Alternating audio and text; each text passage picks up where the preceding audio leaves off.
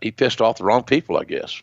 Does it surprise you that, and here we see. Wait a minute. Bubba's gone to get Mae. We don't see Moolah. Moolah's bolted. Maybe she's in the ladies' room. And Bubba is intimidating Mae, rolling her out of her locker room in her wheelchair. While back at the ring, it's Mark Henry and Devon. Devon trying to hold his own and keep Mark Henry down. As this camera shoots back to the back, and Bubba's wheeling out Mae Young.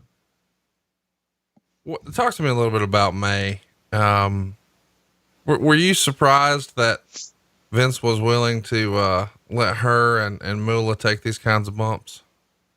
No, heck no. It was once we found out that she was ready, willing, and able.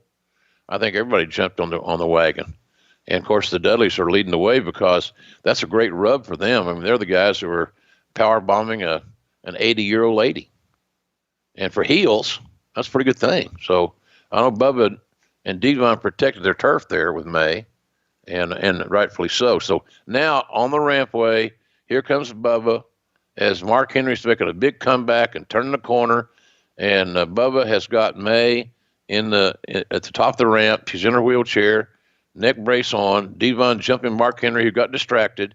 So now let's see how this thing finishes up in this handicap match with Devon, who has hit Mark Henry no less than 1,000 times with his fist. There's no blood. There's no bloody nose. There's no DNA. There's no nothing. It's overuse of punching because there's no DNA. It's like an expose at that point in time, in my opinion. Were you surprised when you heard the news that Devon was now an agent for WWE? Is that a good fit for him? I think so. Yeah, I think so. He learned his lessons well from Johnny Rodz going forward, and working with Bubba was always good. Student of the game, So yeah, I think it's a good fit for Devon.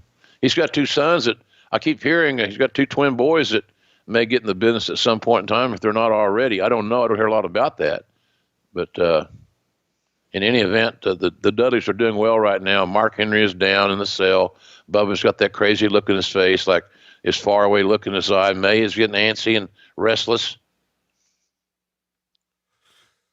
Yeah, quite the 3D there. You see Corderas checking on Mark Henry, because that was not the smoothest looking 3D. It'd be easy to hurt a guy there. Not saying he's hurt there, but it's a real dangerous spot when it's not 100% perfect. And speaking of danger, here we go up the ramp. Devon pushing Mae Young to the top. Bubba's got Devon pushing the heavy load. Yeah. Hey, you go work the match, and then I'll push her down the ramp. You push her up the ramp. Yeah. Bubba delegating. It's funny. And, you see, he's got his eyes on the production table just below the stage.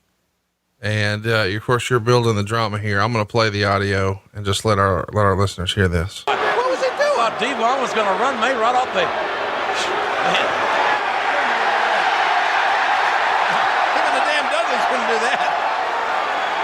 Of course not. She's in a wheelchair, for God's sakes. Bless her heart. Wait a minute, now she's standing up. It's a miracle. Mae barely able to stand. She's healed. Wait a minute. Hey, wait a minute. What the hell? No! No, for God's sake. Here goes. Oh, for the love of God! Bubba Dudley has just powerbombed. Man, that had a lot of bad noises in it. To the floor. I mean, the power bomb off the stage through the table for Mae Young. And Bubba, as you said, in that damn trance again. You can see that Mae was a big asset to the Dudleys. Being noticed, getting noticed. These legitimate heels are uncaring. Bubba almost psychotic. It was great for their act. And now he's got this sick smile on his face. Next thing you know, he'd be smoking a cigarette. It's crazy to think too, Bubba here is still in his 20s. This is 20 years ago. He's only 48 now. So he's like 28 years old here. The Rock is 27. You guys have a really, really young locker room hitting on all cylinders. Yeah. Good talent relations team.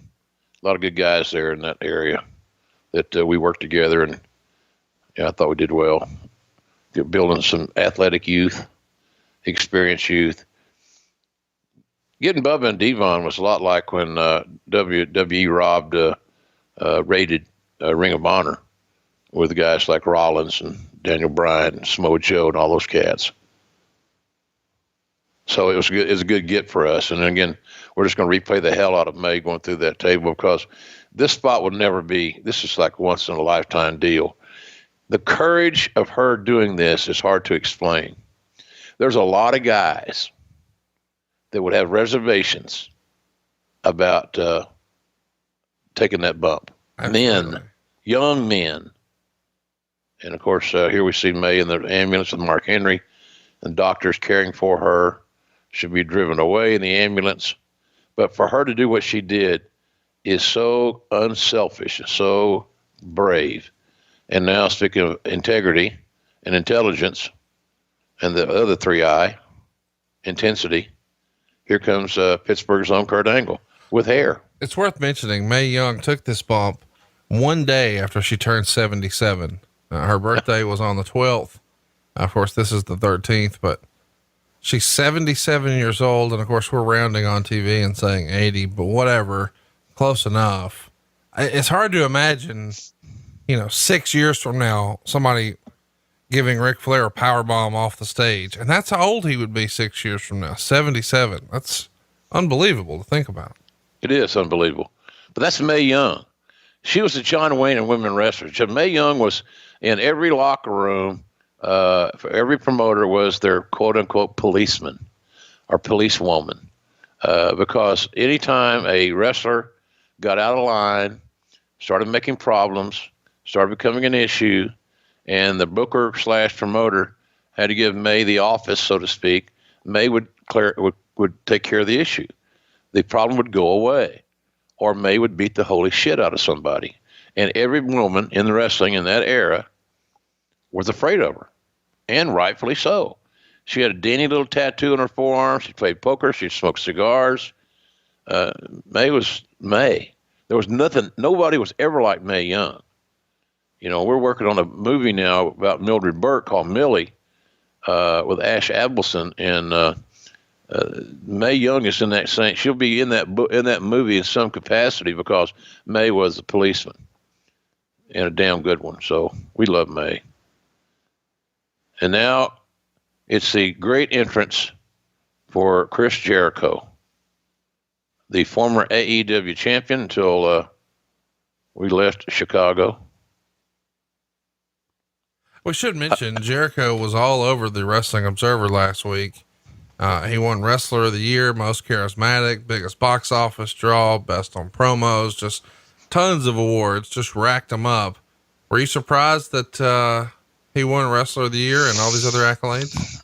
A little bit, because of the that vote on the Observer is very influenced by Japanese fans of New Japan, real hardcores, and that's not a knock from me, folks.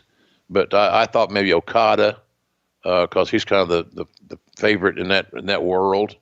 Will Ospreay, some of those New Japan guys would have been in the hunt, and they were. But Jericho, rightfully so, won the award.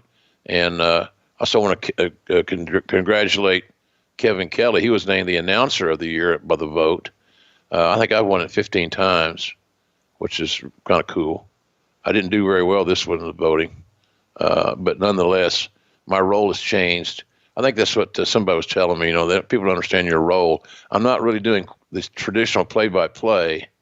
We're more of an ensemble cast, and we share some of those responsibilities as Taz comes to the ring with Chris Jericho and Kurt Angle. Taz really had a chance to become really, really great here in WWE, and he's in there with two top guys, two Hall of Fame guys. So it's pretty good. Hey, it's Conrad Thompson. Thanks for checking out the podcast here on YouTube. Be sure to hit the subscribe button and the notifications bell so you get a notice anytime we upload some new content. And go save yourself some money right now. If you're in a 30-year loan or you have credit card debt, it's not a matter of if I can save you money. It's a matter of how much. Find out right now for free at SaveWithConrad.com.